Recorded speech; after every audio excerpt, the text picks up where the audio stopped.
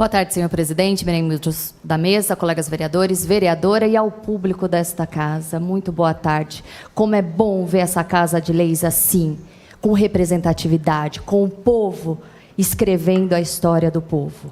E podem ter certeza que esta Casa de Leis está junto com os senhores e com as senhoras. Nós estamos falando desse decreto, né, colega Tito, desde a última sessão, decreto 12.686. Falamos aqui na tribuna, falamos com os nossos deputados, falamos com os parceiros políticos para que a gente possa trabalhar na derrubada do decreto 12.686. Essa casa hoje se une para pedir a revisão desse decreto que trata da educação especial, um decreto que na prática não representa a inclusão, mas sim um retrocesso disfarçado de política pública. E isso precisa ficar bem claro.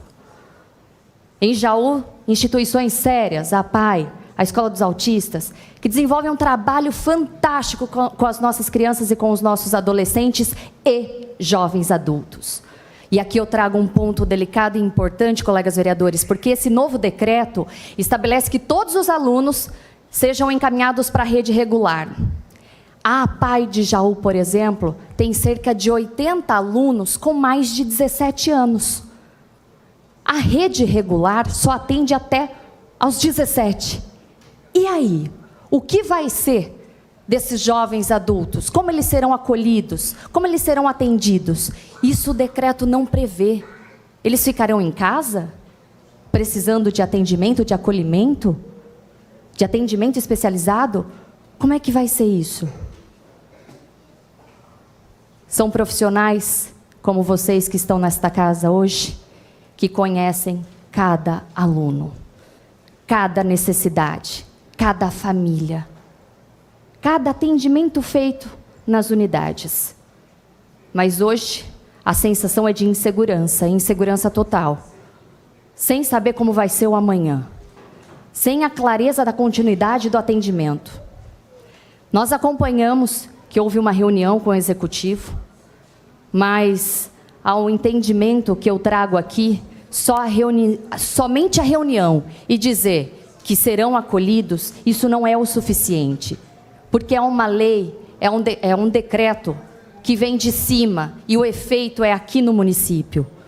Se o decreto não permitir, que não permite o atendimento, não tem como o município articular de outra forma. E é por isso que nós estamos aqui com essa moção. Nós sabemos que existe um caminho cheio de obstáculos e dificuldades para a gente caminhar, mas nós não vamos desistir. Nós estamos aqui para dar as mãos, para se unir nesta Casa de Leis, para trabalhar essa questão, como o colega vereador Matheus Turini trouxe bem, como é que o município está se organizando com relação aos convênios para receber essas crianças e adolescentes. Nós sabemos que as escolas, por mais que tenham profissionais, não têm a estrutura suficiente para atender, como a colega Dani Rodrigueiro colocou aqui, cerca de 300 alunos, que precisam de uma atenção diferenciada, de uma estrutura diferenciada. A gente espera que com essa nossa pequena ação, um movimento aqui na cidade, a gente consiga ampliar e somar forças a mais cidades da região, as outras unidades, as outras escolas especializadas aqui do nosso interior, para que o governo federal possa rever esse decreto, ouvindo as famílias, as instituições, os profissionais da educação inclusiva. A inclusão de verdade não se faz com decreto de gabinete.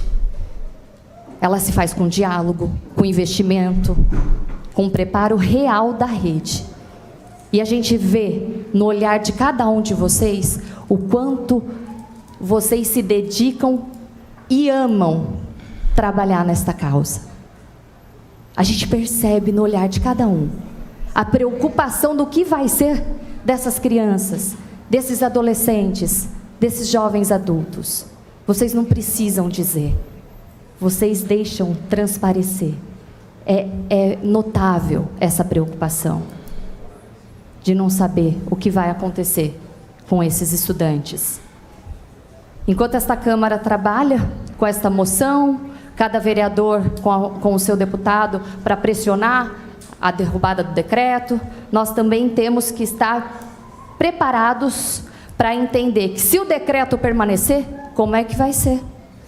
Por isso, a colega vereadora propôs uma reunião com a união das frentes parlamentares para poder mobilizar e trabalhar nessa questão, porque não adianta também só trabalhar no papel, se na prática as crianças continuarem sem atendimento, sem acolhimento, sem apoio. Não é isso que a gente quer. Eu peço, senhor presidente, que o pedido formalizado aqui nesta casa para uma audiência pública seja atendido pelas entidades que proporam essa audiência, para que as famílias venham até esta casa, para que elas possam expor, falar sobre as demandas. Acredito que o pedido foi protocolizado há alguns dias, e eu tenho certeza que esta casa vai trabalhar nessa questão para que a gente possa escutar as entidades e as famílias. Uma parte. Pois não, vereador. Eu gostaria de solicitar as comissões da casa para que façam um pedido da audiência pública.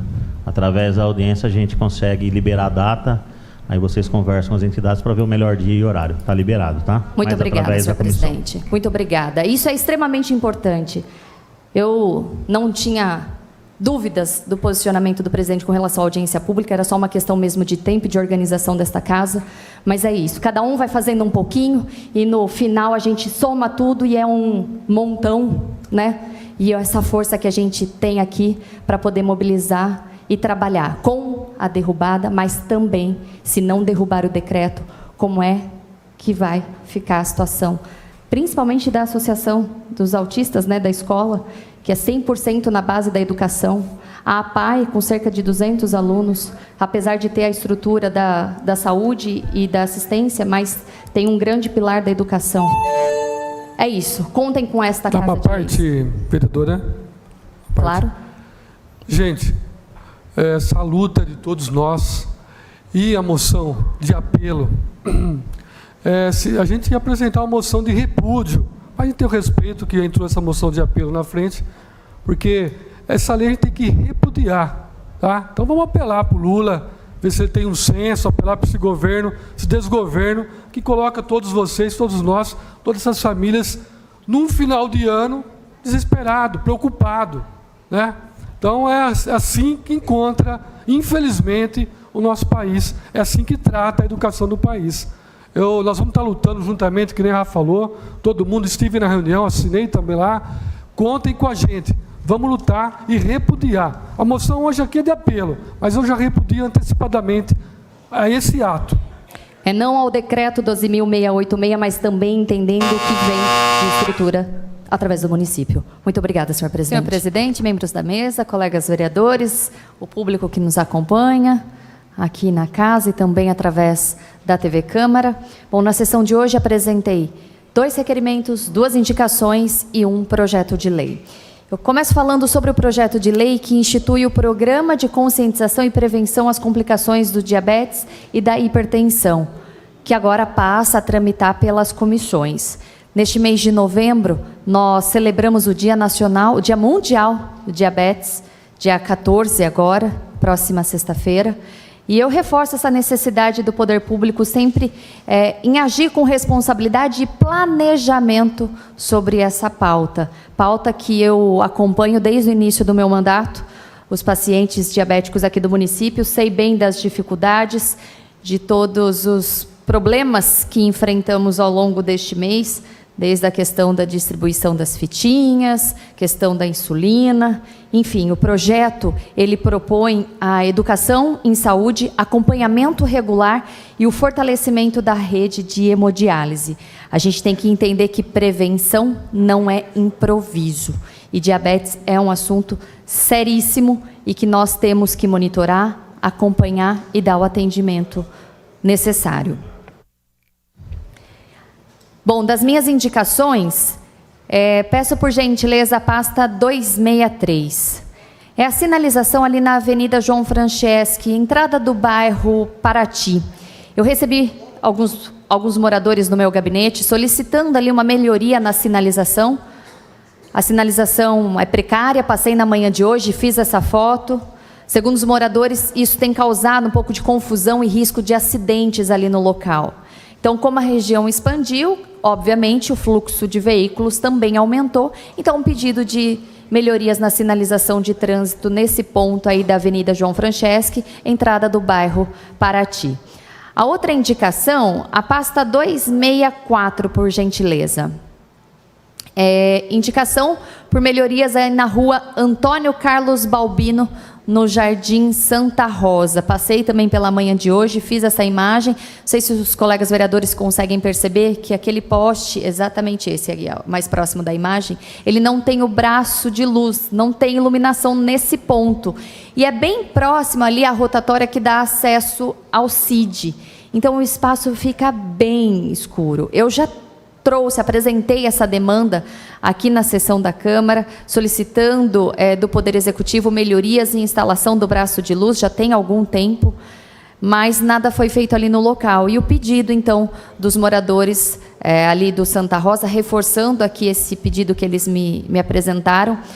Aqui, se eu não estiver enganada, colega vereador João Pacheco, nós aprovamos nesta casa a compra de braços de luz ou um crédito para a compra de braços de luz. Então, chegou a hora da Prefeitura executar. A gente está falando de investimento, de sinalização e de iluminação. Tudo isso, né, soma-se ao pacote de quando o poder público chega no bairro, a gente afasta a criminalidade. Então, o pedido dos moradores e essa indicação feita aqui na casa hoje. Assinei junto com outros colegas vereadores o requerimento direcionado à CPFL, o atendimento que hoje é terceirizado, demorado, ineficiente. Então, através do requerimento, a gente pede informações se há possibilidade da empresa instalar uma unidade própria de atendimento aqui em Jaú. Vamos ver o que a gente recebe de resposta. E fiz um requerimento, por fim, à Secretaria de Educação, informações sobre o transporte escolar municipal. Muito me chamou a atenção a informação que o colega trouxe aqui, que o município devolveu R$417 mil esse ano, resposta que ele obteve. O meu requerimento, ele traz outros questionamentos para a Secretaria de Educação, como a quantidade de alunos que são atendidos, como que os alunos são beneficiados com esse transporte, quantos passes, vamos dizer assim, o município disponibiliza para esses alunos, quais os critérios, se tem empresa parceira, conveniada, contrato, enfim. São vários os questionamentos. E eu recebi algumas respostas da Prefeitura de Jaú. Vou só pontuar uma aqui que me chamou muito a atenção, que é com relação aos kits de material escolar. Fiz o requerimento, a Secretaria de Educação respondeu de que a compra foi efetuada sim, e olha só a audácia, de que foi feita com antecedência para o ano letivo de 2026. Tá bom? Toma essa então, compraram antecipado, só que não entregaram o de 2025. Prometo ser rápida aqui nas minhas observações, e eu subo, não para falar de governo, tá? Eu subo para falar aqui sobre o direito das crianças. Simples. Se as escolas não têm os parquinhos ou os aparelhos para desenvolvimento psicossocial, falei corretamente, vereadores? É porque não houve ação suficiente por parte da Prefeitura. Nós, vereadores, temos o papel de garantir que isso aconteça. Simples. Vou fazer uma pergunta para os colegas vereadores. Os colegas já visitaram as escolas municipais, as creches, as unidades? Já viram as condições? As que têm o aparelho, as que não têm, que são muitas? O projeto ele é simples, ele garante que todas as crianças tenham um lazer seguro, o direito de brincar e o desenvolvimento. É isso. Se nós aqui, enquanto vereadores, não pudermos trabalhar para que isso aconteça, o que nós estamos fazendo aqui? Desculpa a pergunta, mas assim, me causa indignação, porque não haveria necessidade de tanto debate de algo que parece óbvio, que seria obrigação da Prefeitura. Mas se a Prefeitura não está cumprindo, cabe a nós buscarmos caminhos. E aí o que me chama muito a atenção, eu até anotei para eu não errar nas palavras, o que é muito distrativo do atual governo, e agora eu falo de governo, é que sempre que surge uma ação, um projeto de lei, Aí vem a prefeitura dizendo que já está fazendo algo parecido, mas sempre no fazendo. Mas e o acontecer? Colegas vereadores, a gente tem a possibilidade, a oportunidade de transformar isso num projeto de lei. E aqui nós não estamos falando de autoria, nós estamos falando de direito das crianças. Por favor, repensem. Eu me coloco no lugar dessas mães que levam as crianças em unidades que não têm o aparelho, que não tem o parquinho, o dispositivo de desenvolvimento psicossocial. Poxa vida, é tão difícil pensar assim? É tão difícil colocar na balança e analisar? A prefeitura tem dinheiro em caixa, tem recurso e, poxa, se está com o projeto caminhando, vamos caminhar juntos. Simples. Todos nós temos a oportunidade de fazer a diferença, principalmente nesse projeto, que é um projeto simples e de direito das crianças. Boa noite, presidente, colegas vereadores, vereadora, para quem nos acompanha ainda, já passamos das 9 horas da noite. E olha, nós temos assunto para falar, viu?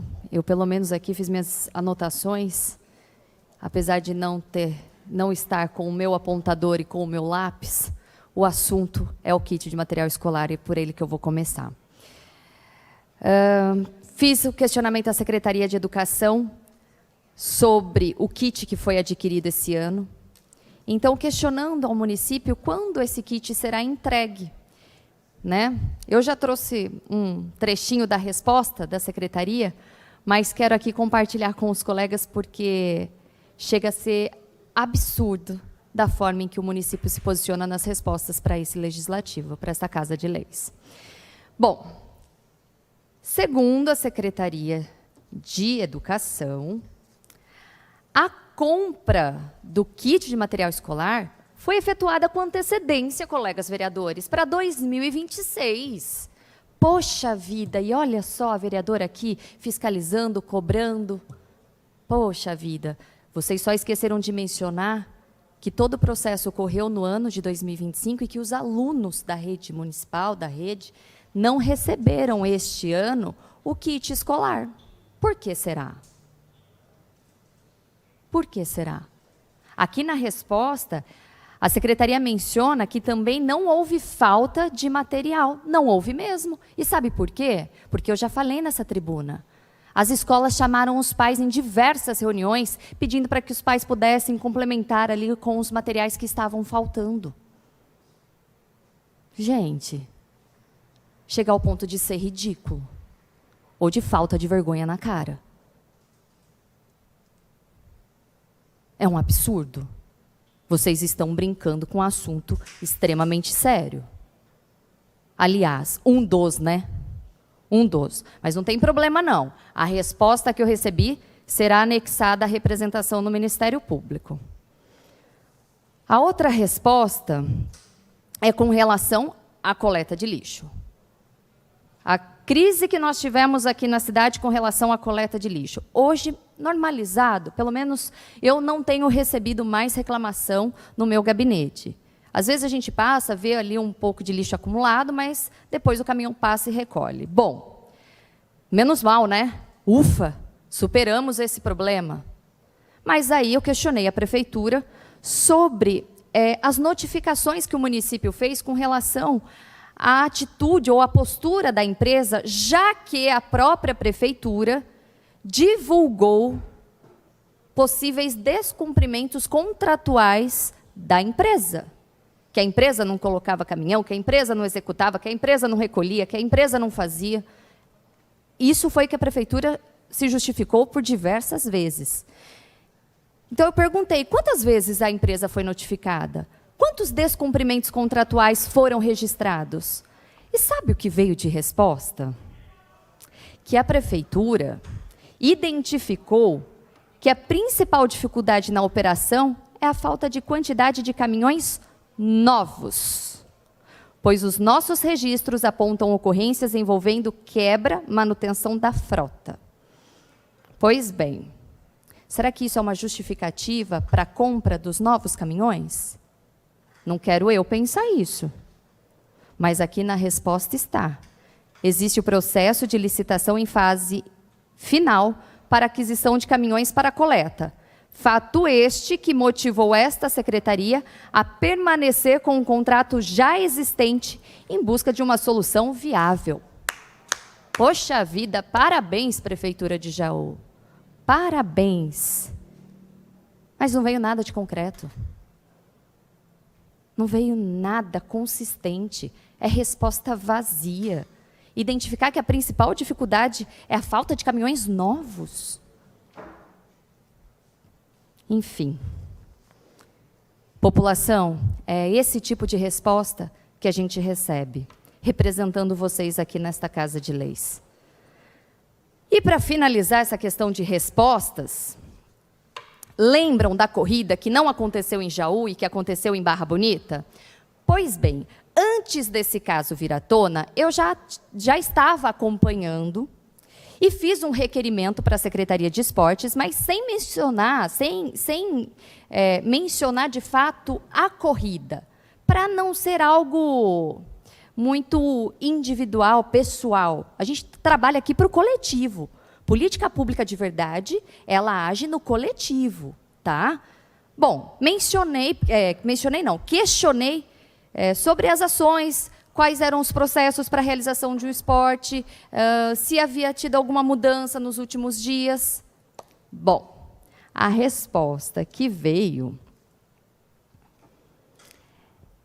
é que cada evento tem a sua norma e que nada mudou nos últimos 45 dias. É uma resposta decepcionante. Para mim, é.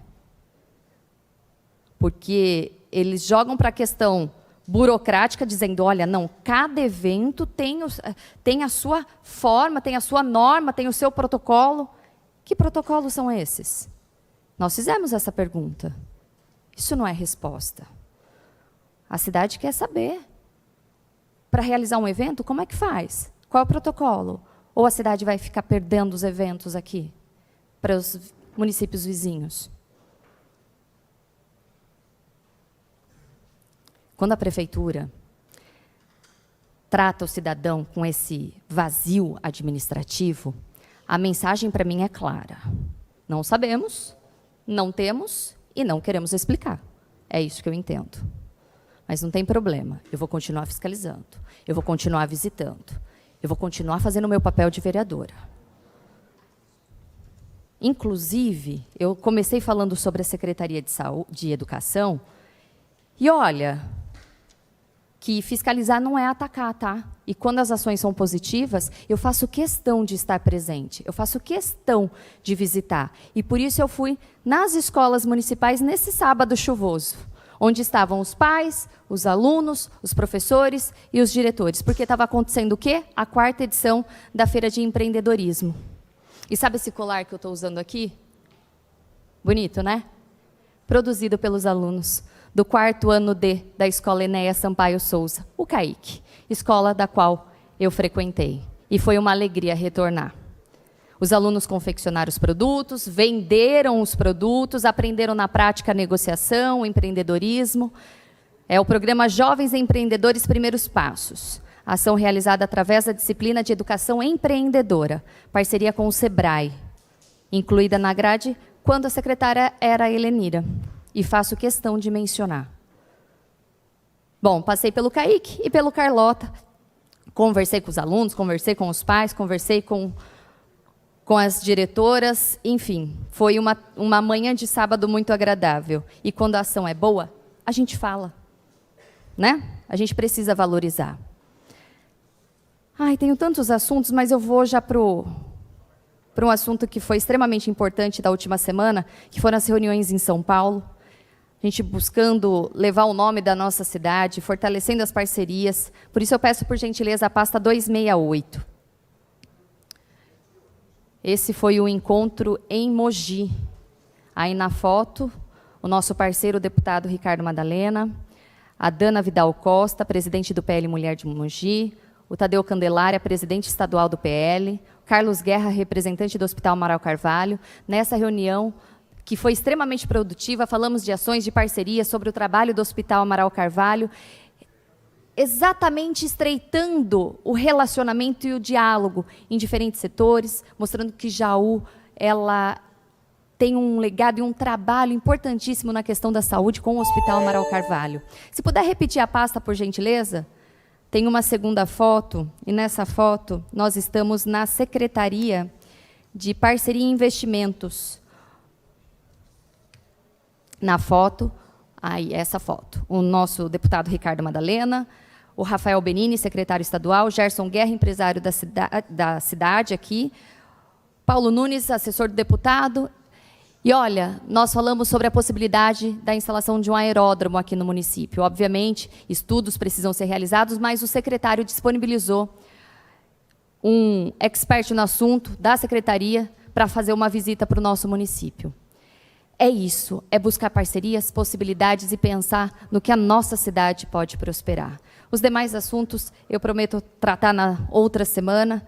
Desejo a todos uma excelente semana, uma semana cheia de trabalho e muito compromisso com a nossa cidade. Muito obrigada, senhor presidente.